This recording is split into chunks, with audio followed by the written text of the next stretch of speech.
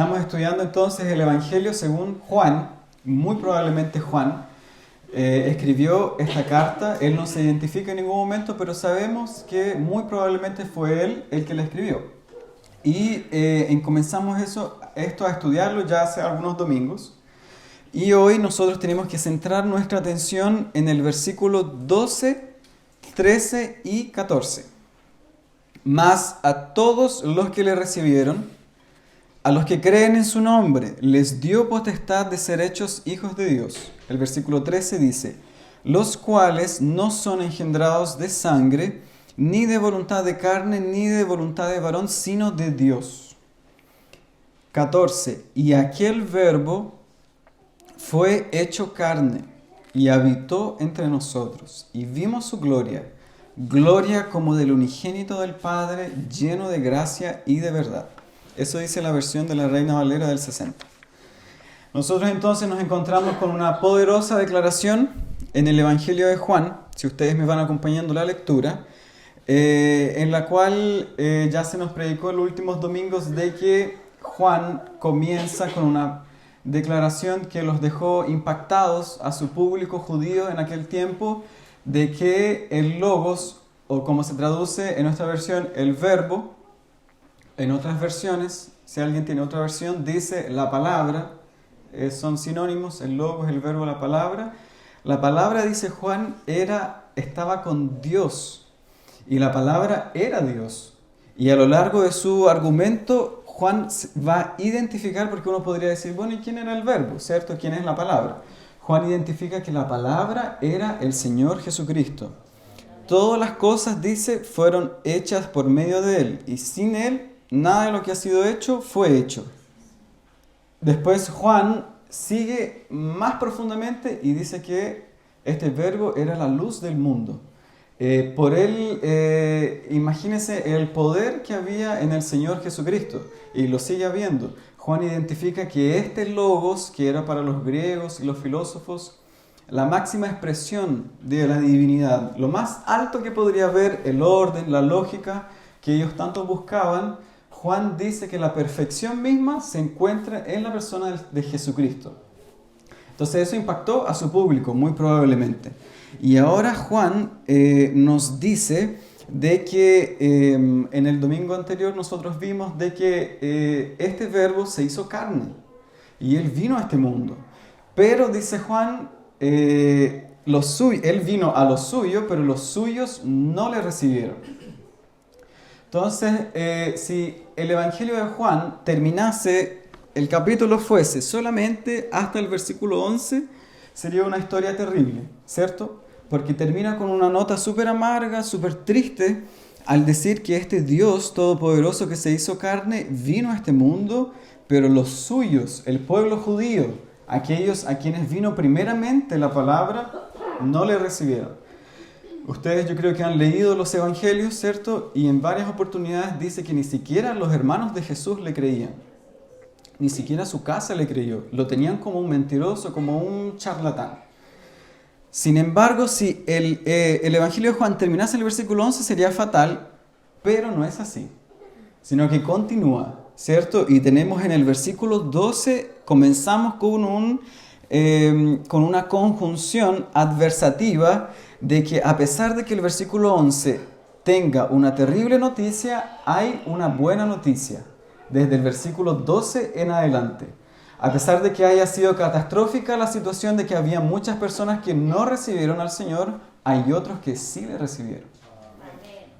Y yo estoy seguro de que hay muchos de aquí de entre nosotros que se encajan en este grupo de personas que sí reciben al Señor Jesucristo. Entonces, vamos a entrar en el texto de hoy, del versículo 12, 13 y al 14, y vamos a dividirlo en dos partes, que es el versículo 12 y el versículo 13 en primer lugar, donde nosotros vamos a ver que hay personas que se tornan hijos de Dios, y en segundo lugar, nuestro segundo encabezado, vamos a ver que el Hijo de Dios se hizo hombre. Es una tremenda paradoja.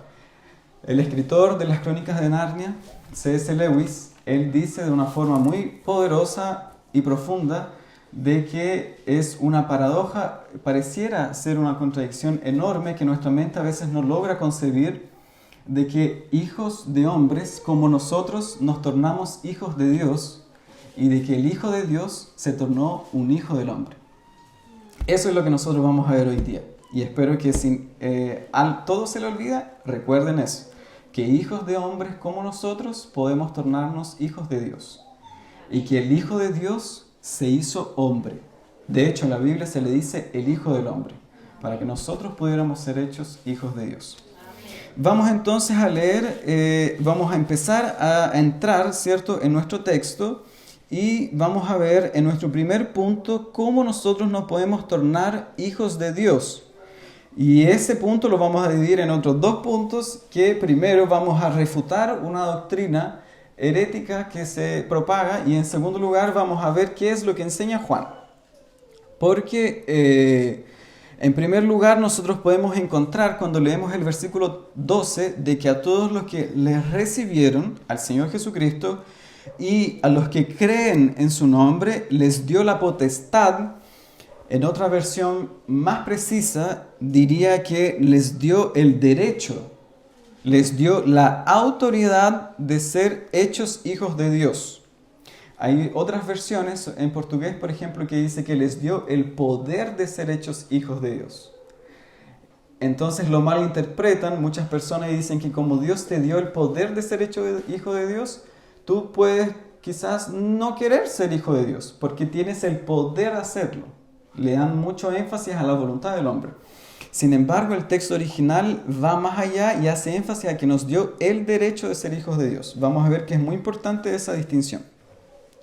Cuando nosotros leemos entonces el versículo 12, nosotros podemos refutar inmediatamente la doctrina católica, apostólica, romana, que se escucha en muchos lugares y peor aún en algunas iglesias evangélicas, y yo creo que ustedes lo han escuchado porque es muy común, de que usted va a evangelizar a alguien y le dicen, pero ¿cuál es el problema? Si todos somos hijos de Dios. Tú eres hijo de Dios, yo también soy hijo de Dios. Que yo soy católico, los evangélicos son. Todos tenemos el mismo Padre. Es un cliché que uno escucha muy frecuentemente. Cualquier lugar que usted va y habla con una persona que es mormona, incluso dice, pero si tenemos el mismo Padre, somos todos hijos de Dios. Eso lo enseña la doctrina católica, apostólica romana. Sin embargo, cuando leemos la palabra, Juan echa eso por tierra. ¿Por qué? Porque precisamente el versículo 11 dice que hay personas que no le reciben. Y que hay personas en nuestro texto que sí le reciben. Entonces hay una diferencia. Hay personas que no reciben al Señor. Y hay personas que sí le reciben. Por tanto, no todos pueden ser hijos de Dios. Porque si todos fueran hijos de Dios, todos seríamos salvos. Y todos le recibirían. Entonces la pregunta es, ¿por qué los judíos no le recibieron si todos somos hijos de Dios? Hay personas, hermanos queridos, que no son hijos de Dios. No todos somos hermanos. Nosotros no somos hermanos con los católicos. No somos hermanos con los mormones. No somos hermanos con los testigos de Jehová, ni con los adventistas, ni con los espíritas. Ninguno de ellos. El cristianismo es absolutamente exclusivo.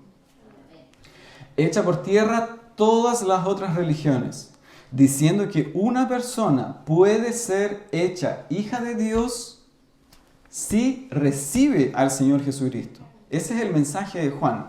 Es un mensaje absolutamente simple. No hace ningún cálculo, no hay que ir a la universidad para entenderlo. El mensaje de Juan es simple. Si usted no recibe al Hijo de Dios, si usted no cree en su nombre, usted no tiene parte con el Hijo de Dios. Él dijo, el que no cree en mí no tiene parte conmigo. El que no está conmigo es contra mí. Es el mensaje, de toda la Biblia, de Génesis y Apocalipsis, dos opciones, dos tipos de personas, dos puertas, dos caminos, dos señores, ¿cierto? Y en nuestro texto tenemos exactamente lo mismo, dos tipos de personas, los que no le reciben y los que le reciben.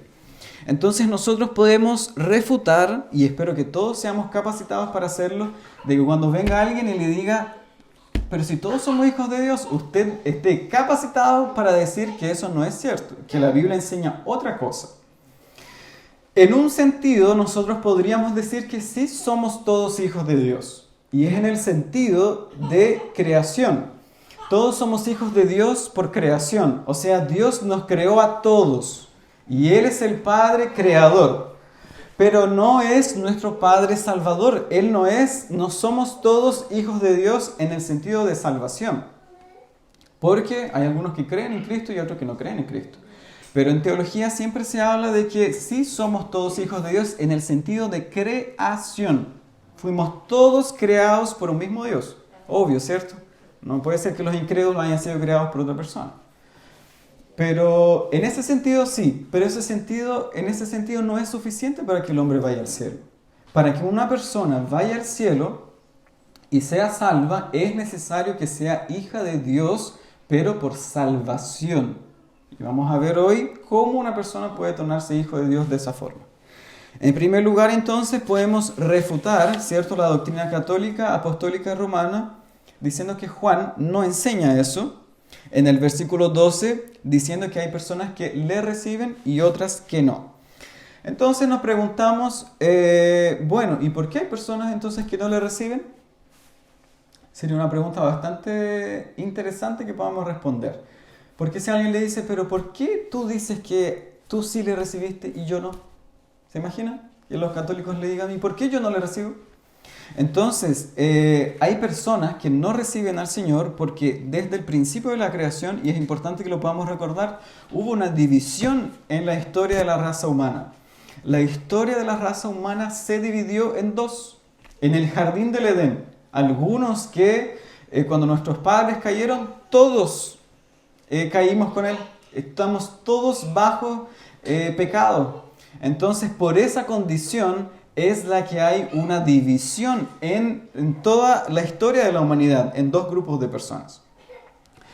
¿Qué es lo que Juan entonces enseña en el versículo 12? ¿Cómo una persona puede tornarse hijo de Dios? Juan dice, que si ustedes me siguen el texto, de que una persona puede tornarse hijo de Dios, porque si ustedes ven en el versículo 12, dice que estas personas fueron hechas hijas de Dios. Entonces, si hay personas que fueron hechas hija de Dios, porque aquí nos dice, hay personas que nacieron hijas de Dios. Entonces, el Dr. Lloyd Jones, por ejemplo, él dice que aquí, si todos nosotros leemos este texto, está más que claro la doctrina de la adopción. Porque hay personas que son hechas hijas de Dios, se tornan hijas de Dios. Nosotros no nacemos hijos de Dios. Porque usted también va a escuchar, y yo lamentablemente he escuchado a muchas personas cristianas verdaderas, pero que tienen una falla en esa doctrina. Porque usted le pregunta, ¿y desde cuándo tú eres cristiano? ¿Cuándo Dios obró en tu vida? Es que yo nací en la iglesia. Es que mi papá es pastor, mi papá es cristiano, mi mamá, mi abuelita. Yo nací dentro de la iglesia. Mala respuesta. Si usted responde de esa forma, entonces usted no tiene clara la doctrina de la adopción. Y no tiene claro el mensaje del Evangelio, incluso. Porque no nacemos hijos de Dios. Imposible que eso sea así. Porque si no, ¿cómo yo soy convertido? ¿Cómo el pecado se quita de mí, de mi alma? Eso es falso. Nunca, mire, si usted llega un día, cuando usted muera, porque todos vamos a morir un día, algunos primero, otros después, todos vamos a morir, todos. Y cuando se le pregunta a usted, ¿por qué usted está aquí? ¿Por qué? A ver, ¿cómo usted entra al cielo? ¿Por qué usted está en mi presencia y usted quiere entrar al cielo? No, es que yo nací dentro de la iglesia. No, es que yo iba a la iglesia, yo estudié un día domingo y visitaba la iglesia bautista reformada en Coronel. Se le va a cerrar la puerta en la cara. Porque no nacemos hijos de Dios. Nuestro texto nos enseña la doctrina de la adopción, de que nos tornamos hijos de Dios. ¿Y saben por qué nos tornamos hijos de Dios? Porque simplemente antes no éramos hijos de Dios. Si todos aquí recordamos nuestro pasado, el cristiano es una persona que tiene un pasado. Es una persona que tiene una división en su vida. No todos tenemos una vida plana, una sola vida. Todos deberíamos caracterizarnos por decir que tuvimos una vida pasada. Tuvimos un pasado, hoy tenemos un presente, y mi pasado era de que yo no era hijo de Dios.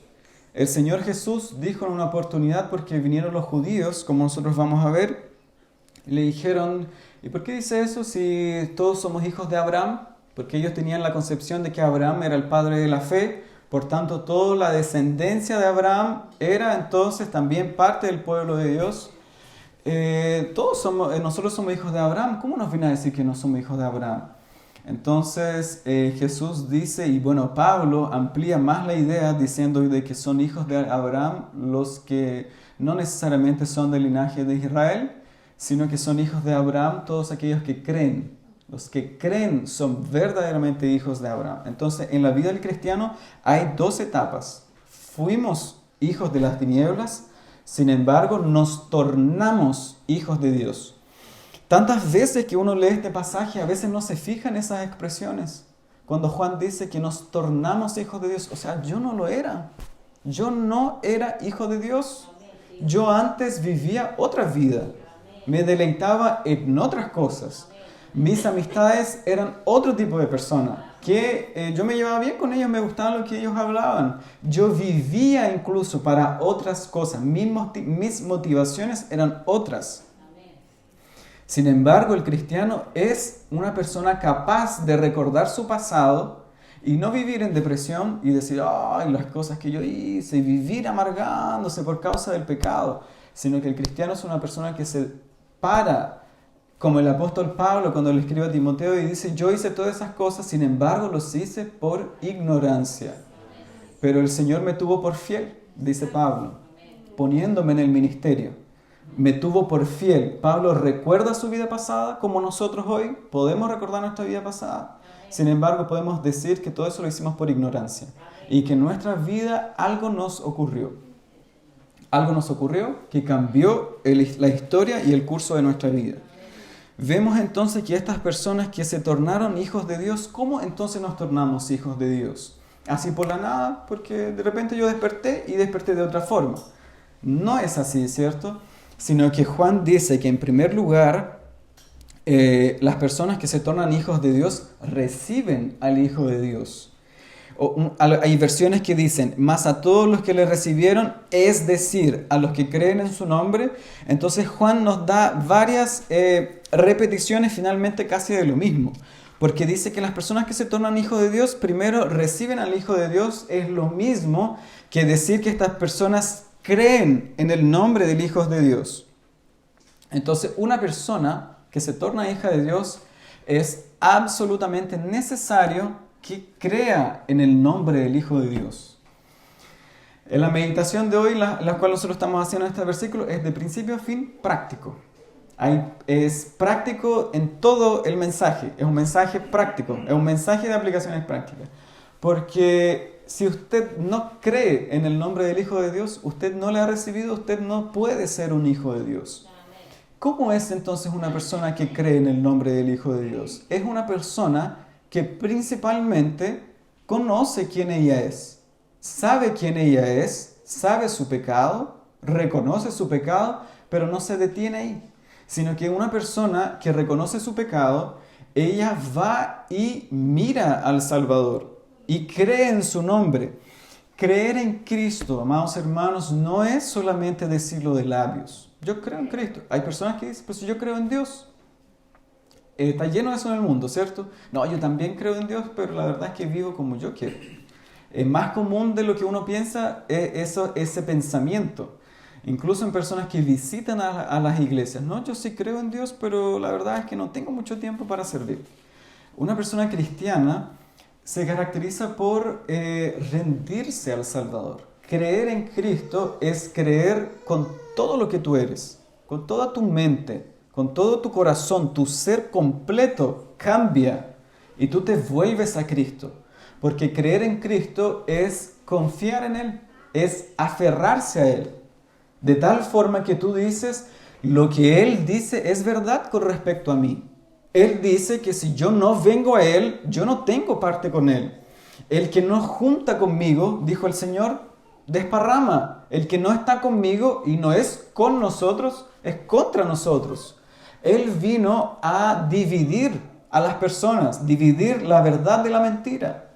Por tanto, si Él dijo de que nosotros siendo malos, después Él dijo a los judíos, vuestro padre es el diablo. Así le dijo. Y a veces yo pienso, tanta suavidad para hablar a las personas. Pero Jesús le dijo, vosotros, vuestro padre es el diablo. Dijo en Juan, y algún domingo vamos a llegar a ese texto, capítulo 8. Esa es nuestra condición. Nosotros estábamos lejos de Dios, apartados de Dios, enemigos de Dios. Imaginémonos la historia que nosotros estamos viendo en una ilustración, como dice el doctor Sproul, de un reino magnífico, que hay un rey que gobierna con gran poder y sabiduría y fuerza, y tiene a siervos que de repente se rebelan contra él y se van del reino. Y no solamente se van y escapan y van a otro reino, sino que más allá van y se tornan enemigos del rey. Así éramos nosotros, enemigos del rey. Nos fuimos del reino, nos rebelamos contra Dios y desde ahí el hombre se constituye enemigo de Dios. ¿Cómo una persona entonces, siendo enemiga de Dios, puede tornarse en hijo de Dios? ¿Cómo es posible que eso ocurra?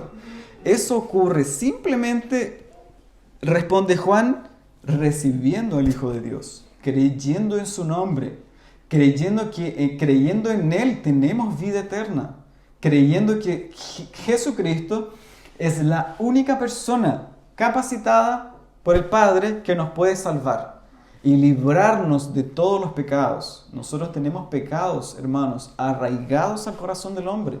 El hombre nace en estado de pecado. Pablo dice en Efesios, va más allá y dice que no solo somos pecadores, sino que estábamos muertos, sin vida, sin presencia de vida espiritual. Un muerto no desea a Dios, un muerto no tiene vida, no tiene deseos por Dios. Es más, Pablo va y dice que nosotros no solo estábamos en tinieblas, sino que éramos tinieblas. Entonces, si usted se fija, todo lo contrario a la luz, todo lo contrario a Dios, eso éramos nosotros. Éramos lo vil del mundo, lo despreciado, lo necio. Sin embargo, nos ocurrió lo que se llama la regeneración. Dios regeneró mi corazón, me lo cambió, me dio vuelta por completo. De tal forma que ahora yo estoy capacitado para creer en Él. Porque los arminianos van a decir, nuestros enemigos arminianos van a decir de que, está claro aquí en el versículo 12, yo creo en Él y soy hecho hijo de Dios. Yo deposito mi fe en Cristo y me torno hijo de Dios. Entonces yo le pregunto hoy día, ¿qué viene primero? ¿La fe o la regeneración? ¿La regeneración? ¿Están seguros? No, hermana Carmen, muy mal. Primero viene la regeneración.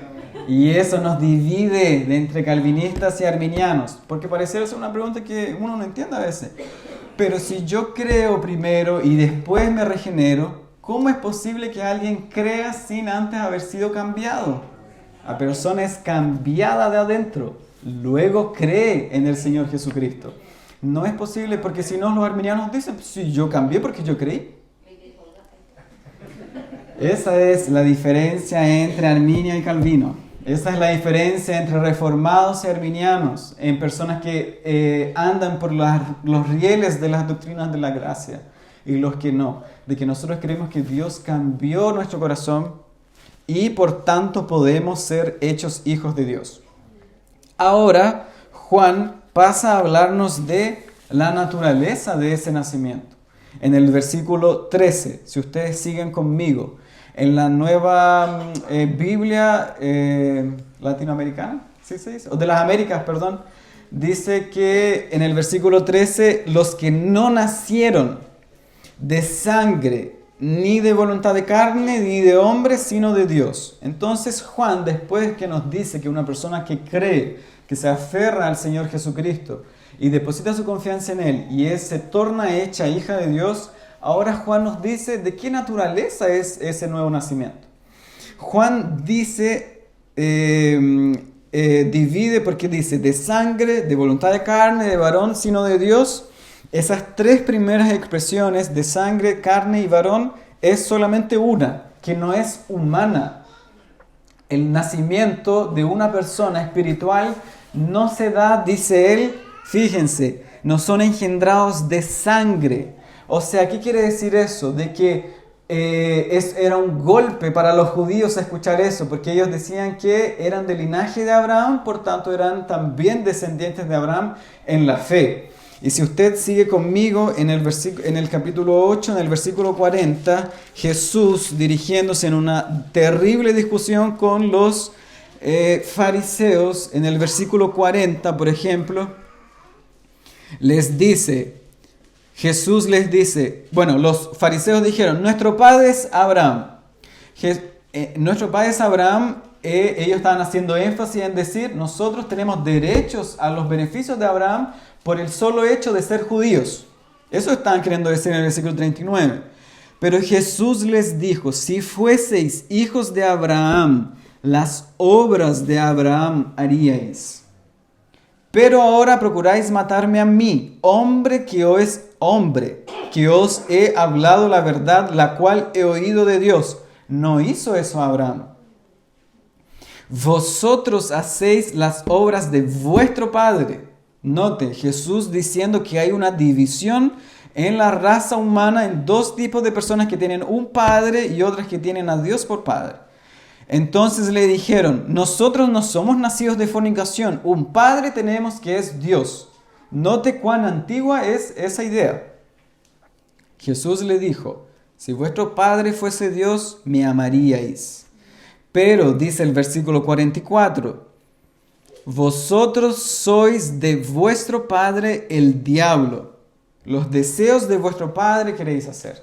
Entonces no es porque usted sea, dice Jesús, judío, va a entrar en el reino de Dios. El cristianismo, una persona no es salva por su linaje. No es que usted venga de una estirpe, que usted va a ser salvo por su familia. Hay personas que tienen mucha familia, abuelos, primos, qué sé yo, que viven en la iglesia, son cristianos, incluso algunos son pastores. Usted no va a ser salvo por eso. Usted no va a ser salvo, dice Juan, por voluntad de carne. O sea, ahí está queriendo decir, ni de voluntad de varón, de voluntad humana, que usted quiso convertirse en cristiano. Ah, sí, ¿sabes qué? Hoy día desperté con deseos de Dios, hoy día me voy a convertir en cristiano.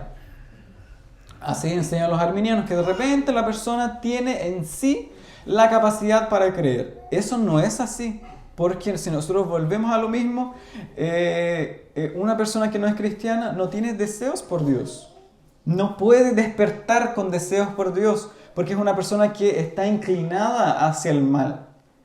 Dice Jeremías, ¿puede acaso el tigre, en español, el leopardo, sacarse sus manchas? ¿Puede acaso él hacer eso? Entonces nosotros tampoco podemos cambiar nuestra forma de vivir así como si nada. Sino que el nuevo nacimiento, su origen está, dice Juan, en Dios. El nuevo nacimiento es de naturaleza e iniciativa divina, no humana. Somos salvos, se produce en nosotros el nuevo nacimiento por iniciativa de Dios. Es Dios quien quiere que usted cambie. En su decreto eterno eligió a un cierto grupo de personas para cambiarles el corazón. No es de iniciativa propia, porque el ser humano está inclinado hacia el pecado, está inclinado hacia la maldad. Sería fatal que así fuera, porque nadie sería salvo, porque nadie tiene deseos por Dios. Imagínense si se nos fuese dado a nosotros creer en Cristo. Por nuestra iniciativa, nunca lo hubiéramos hecho, porque nosotros no éramos personas buenas, nosotros no éramos personas que eran inclinadas hacia el bien. Todos estaríamos perdidos para siempre. Entonces, estas personas que indican de que la fe puede ser producida por el hombre, en verdad no conocen el estado del hombre en su estado original. Porque cuando una persona entiende su estado original, podría entonces entender de que no hay forma que nosotros pudiésemos ser salvos a no ser por iniciativa de Dios. Es Dios el que quiere salvar a pecadores. Es Dios que viene a nosotros. Es Dios que llega a mi vida. Yo le recibo. Él viene a mí. No es que yo lo acepto. No es que yo vengo a Él. Él viene a mí primero. Y en Juan, como nosotros leímos en el devocional, nosotros le amamos a Él. Claro, Juan dice, porque Él nos amó primero. Él vino a nosotros y abrió mi corazón, mi vista, mi mente, mi ser, para que yo pueda entonces entender de que Él es el que rompe las tinieblas, resplandece la luz verdadera vino a este mundo. Y como nosotros leímos en el Antiguo Testamento que decía, el pueblo que estaba en tinieblas vio gran luz resplandeció sobre ellos. Entonces, así como nosotros estamos en penumbra a veces y encendemos la luz, ahí entendemos todo. Podemos ver a Dios, podemos comprender, esta es mi realidad. Yo en verdad no estoy bien, mi vida no está en el camino que Dios dice, que yo tengo que obedecerle, que yo tengo que amar. Yo la verdad es que no le amo con mis actos, con mi forma de vivir. Algo hay que en mí no está funcionando bien. Entonces, ¿cómo puedo solucionar ese problema? ¿Cómo yo puedo librarme de mi pecado? Es yendo a Cristo y por eso vamos a Él. Pero primero dice Juan que es Él el que nos trae. Si Dios no me trae, yo no voy a Él. Entonces, el mensaje es de que este nacimiento, esta adopción, es Dios adoptándome en su familia. Es Dios haciéndome parte de su familia, la familia de Dios. Eso es lo que enseña la doctrina de la adopción. Entonces, ¿ha visto usted en algún lugar que un hijo, en los lugares que quieren ser adoptados, dice, yo me quiero ir con ese matrimonio? Listo. Es el matrimonio que va a buscar a un hijo y dice, hoy día el sistema ya está un poco cambiado, pero yo quiero adoptar a esta persona. ¿Y qué injusticia hay en eso? ¿Qué problema hay en querer adoptar a un cierto grupo de personas y a los otros dejarlos en sus pecados? No hay ningún problema. Es Dios manifestando su misericordia en abrir el corazón de pecadores, en quitarnos de nuestro estado de tinieblas y traernos a su reino de vuelta. Porque nosotros, dice Pablo, éramos esclavos del pecado. Jesús vuelve a decir en el capítulo de Juan, versículo 8, de que nosotros no somos libres. Vosotros seréis libres, dice, la verdad os hará libres. La verdad nos va a librar de la esclavitud del pecado. Porque nosotros, hermanos, cuando estamos en tinieblas, no es que éramos pobrecitos, estamos en tinieblas, queríamos salir de ahí, pero nadie nos sacaba. El hombre se deleita en el pecado.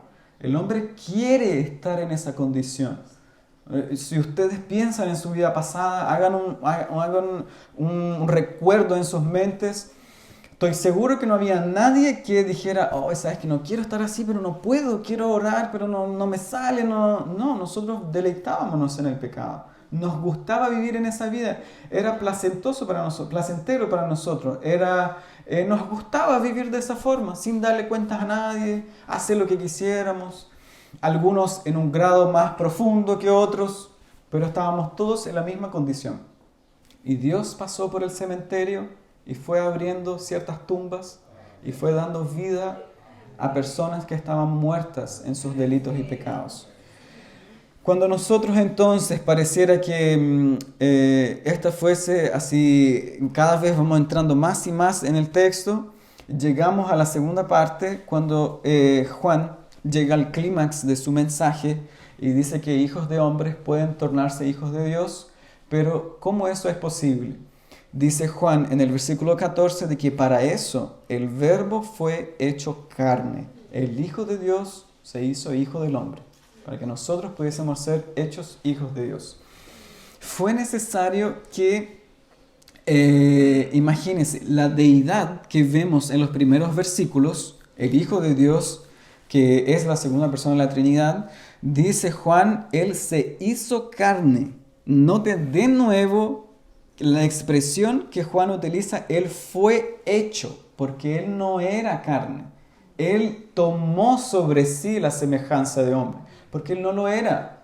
Él era el Dios Todopoderoso que se hizo siervo, tomó sobre sí la forma humana. Ahí tenemos el misterio de la encarnación. Tomó sobre sí. Nosotros estábamos en pecados y fuimos hechos hijos de Dios. Con Cristo no ocurrió eso, ocurrió lo contrario. Él, siendo Dios, se hizo carne, habitó entre nosotros. Él fue hecho carne, lógicamente que sin pecado, ¿cierto? Entonces Juan utiliza esas expresiones para que nosotros podamos ver una gran diferencia de dos estados. El Hijo de Dios, santo y puro, se hizo hombre como uno de nosotros para asemejarse a nosotros, porque no podía ser un ángel. No vino un ángel, el texto no dice que vino el arcángel Miguel y se hizo carne. O Gabriel, que son ángeles, arcángeles citados en la Biblia, y se hicieron carne y habitaron. No, el Hijo de Dios se hizo carne. Juan es explícito en decir que Él, el propio Dios, tomó sobre sí la forma humana. La segunda persona de la Trinidad se hizo carne. Nosotros quizás no deberíamos sorprendernos más, pero como nuestra mente es limitada, nosotros deberíamos estallar cuando leímos este texto. Porque ¿cómo es posible que, mire, imagine, piense, no se imagine, piense en eso. Siendo el propio Dios, ¿quién es Dios? La Biblia nos enseña que Dios tiene muchos atributos, soberano, los ángeles incluso se tapan los ojos delante de su presencia, porque hay tanto poder, tanta santidad en la presencia de Dios. Es el Dios Todopoderoso. ¿Cómo puede ser que Él envíe a su Hijo y se torne como uno de nosotros? ¿Cómo eso es posible? Es Dios enviando a su Hijo. Él estaba fuera del tiempo. Nosotros a veces no podemos entenderlo porque nuestra mente está aquí el tiempo. ¿Cómo eso ocurrió? Porque para nosotros todo tiene un tiempo. Las personas nacen, mueren. Pero si nosotros, ya fue expuesto, en el versículo 1 no se dice en el principio fue hecho el verbo. En el principio el verbo ya estaba en el principio. Estaba desde antes. Y desde ahí fueron hechas todas las cosas, pero Él estaba ya. O sea, si Él estaba antes del principio, antes del tiempo, entonces Él es eterno. Está en otra categoría, en otro nivel que la mente humana no puede entenderlo perfectamente. Si Él es eterno, entonces Él es Dios. Si Él no fuese eterno, entonces Él no sería Dios. Y este Dios atemporal, fuera del tiempo, eterno, poderoso, se hizo hombre. Y entró en el tiempo. Fue concebido por una mujer por el Espíritu Santo. Y nació. Y ahí tenemos un bebé que al mismo tiempo es el Dios Todopoderoso, que vino a salvar a hombres para que nosotros pudiésemos tornarnos hijos de Dios. En la carta de Romanos, Pablo dice de que las Santas Escrituras hablaban de su Hijo. Observen la misma expresión, nuestro Señor Jesucristo, que era del linaje de David según la carne. Una versión más precisa diría, fue hecho del linaje de David según la carne. Él se tornó linaje de David. Él no era del linaje de David. Se tornó linaje de David por amor a nosotros. ¿Qué está haciendo Juan? En este contexto, por ejemplo, Juan no estaba diciendo estas palabras en un contexto como el nuestro, que es muy común eso. Y ese es nuestro problema muchas veces, porque cuando se nos habla de algo tan común no le tomamos la importancia. Pero Juan estaba rodeado de personas que se conocían en ese entonces como el gnosticismo, de personas que decían, según la filosofía griega, de que la materia era mala, el cuerpo era malo, pero el espíritu era bueno. Entonces no era posible que Jesús divino se haya hecho carne, porque la carne es mala. Entonces Juan, cuando profirió estas palabras más o menos en el año 70, les causó un gran impacto en aquel entonces. Entonces para ellos fue más locura el mensaje del Evangelio, porque no puede ser, decían ellos, que Jesús siendo Dios se hizo carne porque la carne es mala. No, Juan enseña que el Hijo de Dios se hizo verdaderamente hombre, verdaderamente habitó entre nosotros. Observen, dice, el verbo habitó entre nosotros. Y la palabra que está ahí en habitó entre nosotros es la misma palabra que se ocupa en el Antiguo Testamento cuando el Señor dice, Moisés dice, el Señor hizo tabernáculo en medio de los hombres y habitó en medio de los hombres por medio de su presencia.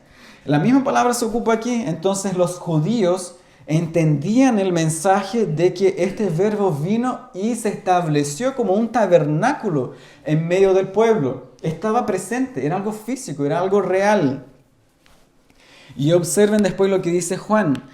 El verbo nosotros le vimos su gloria. No era un espíritu, como decían los gnósticos. Un espíritu que vino sobre un cuerpo que era el cuerpo de Jesús, pero nunca tenía contacto con ese cuerpo. Y cuando Jesús fue a la cruz, ese cuerpo salió de allí, porque el cuerpo es malo, entonces era un espíritu, era un fantasma. No, Juan enseña que ellos le vieron, palparon. Después él dice en lo tocante al verbo, que nosotros palpamos, le tocamos al verbo de vida, dice Juan. Ellos le pudieron tocar, era una persona verdadera, real. Y eso es tan importante, hermanos, porque si Jesús fuera un espíritu, entonces Él no se podría haber colocado en nuestro lugar. Para que una persona pudiese salvar a hombres pecadores como nosotros, era necesario esto. Para que nosotros nos tornamos hijos de Dios, era necesario que alguien pagara nuestra cuenta. No podía ser un ser humano normal, que vivía una vida correcta, como Moisés. No pudo haber sido eso. Era necesario que esta persona sea Dios y hombre al mismo tiempo. Dios, ¿por qué tenía que ser Dios? Porque así Él podría cumplir la ley, porque ningún hombre puede cumplir la ley. Tenía que ser Dios porque necesitamos que fuese alguien santo, que no tuviese pecado ni maldad. ¿Y por qué tenía que hacerse hombre? Verdaderamente hombre, para que así Él se pusiera en nuestro lugar, estuviésemos a la misma altura, sin pecado, Él obviamente. Entonces Él se hizo carne por amor a nosotros. Y Juan dice, nosotros vimos su gloria. La gloria de Él era como gloria del unigénito del Padre, lleno de gracia y de verdad. Por medio de Jesucristo, entonces nosotros podemos comprender verdaderamente la gracia y la verdad. Él vino y Él derramó gracia sobre los pecadores, a este grupo de personas que le recibió. Nosotros vemos que por el hecho de que Jesús haya venido a nosotros, Él es el Salvador encarnado del que está hablando Juan, y por medio de Él nosotros podemos tornarnos hijos de Dios. Podemos tener todos los beneficios y privilegios porque Jesús derramó sobre nosotros su gracia, salvándonos de nuestro pecado, de nuestra iniquidad, derramando misericordia sobre nosotros y mostrándonos la verdad. La verdad es el mismo. Él dijo en Juan, por eso Juan, aquí hermanos, si ustedes ven este texto, después durante su evangelio, lo va a ir ampliando todo el tiempo. Cuando él dice que a los que, por ejemplo, los que no son engendrados de sangre, después llegamos al capítulo 8, habla sobre eso. En el versículo 14, cuando dice lleno de gracia y de verdad, entonces después llegamos al versículo 14, al capítulo 14, cuando Juan dice, Jesús dice, yo soy el camino, yo soy la verdad, yo soy la vida. Nadie viene al Padre sino por mí. ¿Qué beneficios podemos tener entonces de que este Salvador encarnado se revele a nosotros? ¿Qué beneficios hay en la adopción? De que nosotros hayamos sido adoptados en la familia de Dios. Que nosotros hayamos sido adoptados en la familia de Dios, entonces usted puede orar.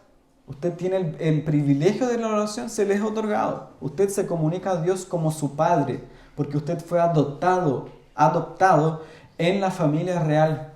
Entonces usted ahora puede entrar confiadamente ante el trono de la gracia porque usted es hijo de Dios.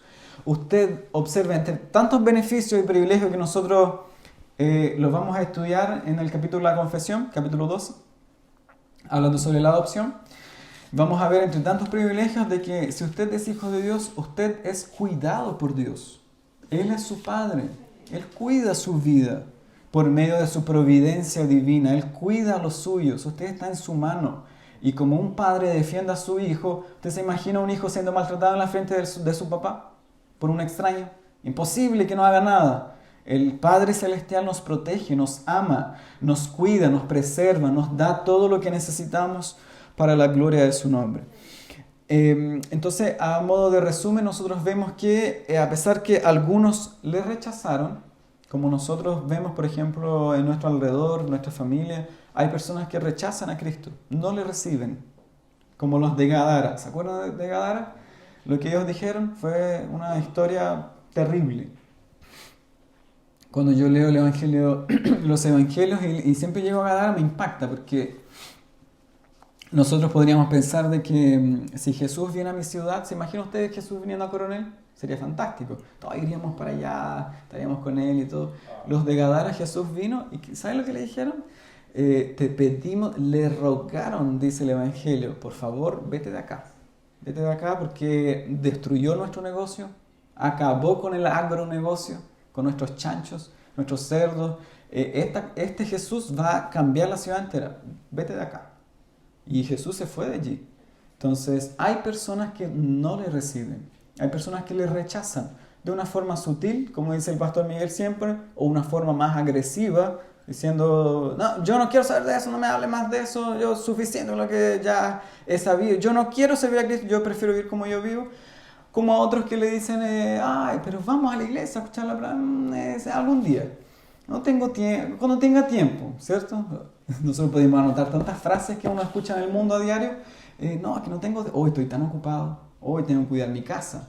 No, es que tengo un hijo, no, es que no puedo, hace mucho frío, ¿cierto? Entonces son personas que de una u otra forma rechazan a Cristo en su corazón. Es que yo prefiero, es que justo hoy día es mi día de descanso. ¿Ha escuchado usted eso? Día domingo, el único día que descanso es ir a la iglesia, como si estuviéramos todo el día aquí metidos, ¿cierto? Mire, el culto empezó a las 10, ni siquiera a las 11:30 ya se acaba. 1 hora y media de 24 horas, las personas no quieren venir a la iglesia a escuchar la palabra. No quieren, les rechazan. Usted tiene hijos, quizá adolescentes, no sé, o algún primo, no sé. Es muy difícil traerlos a un lugar donde el centro de atención es Dios. Muy difícil, no quieren eso. No me interesa, yo vengo porque me traen. ¿Ha escuchado eso también? Vengo nomás, pero la verdad es que no tengo ningún interés en estar aquí. Pero póngale aquí un concierto, estaría lleno. Entonces, hay personas que le rechazan. Sin embargo, y con todo eso, hay un gran grupo de personas que le reciben. La nota no es tan amarga que nosotros digamos, hoy somos un puñado de personas. No es así.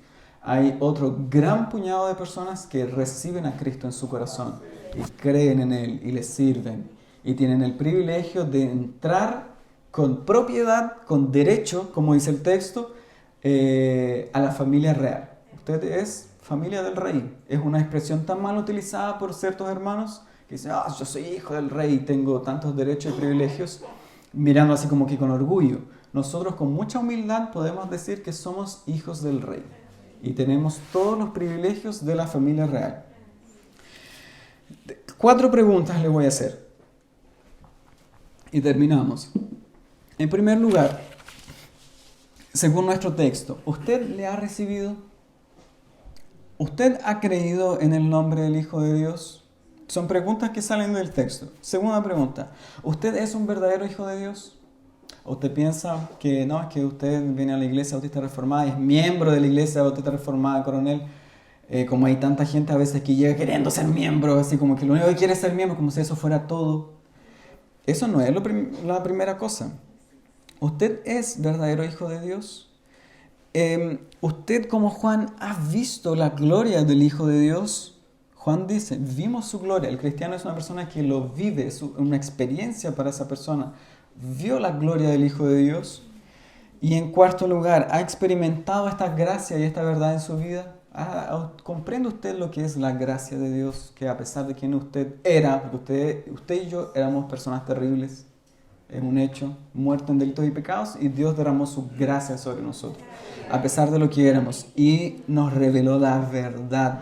Vivíamos en la mentira, y el Señor reveló su verdad sobre nosotros. J.C. Ryle, terminando sobre este texto, cuando él le escribe, dice, los hijos de Dios nacieron de nuevo, mediante un nuevo y celestial nacimiento, y son adoptados en la familia del Rey de Reyes. Son pocos en número a veces y despreciados por el mundo.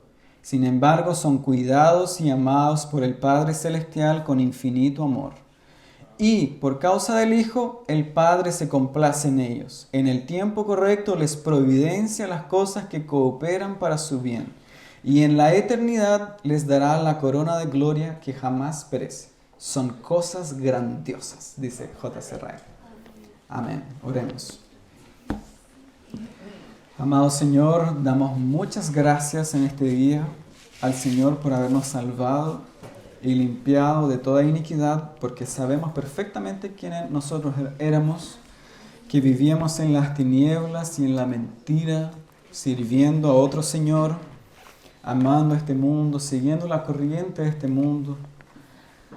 Sin embargo, el Señor cambió nuestra vida y nos otorgó el privilegio de ser adoptados en la familia de Dios. Gracias, Señor, por este gran privilegio. Gracias por nuestro amado Salvador, que se hizo siervo, se hizo hombre, se hizo carne para que nosotros pudiésemos ser hechos hijos de Dios. Que el Señor impacte nuestras vidas, que el Señor nos otorgue poder vivir una vida conforme a su evangelio. Lo pedimos, lo imploramos. Que el Señor nos bendiga y que el Señor también pueda adoptar a muchos otros de nuestros familiares, de nuestros amigos, compañeros que aún no conocen al Señor. Ayúdanos, Padre. Agradecemos por esta palabra en el nombre de Jesús. Amén.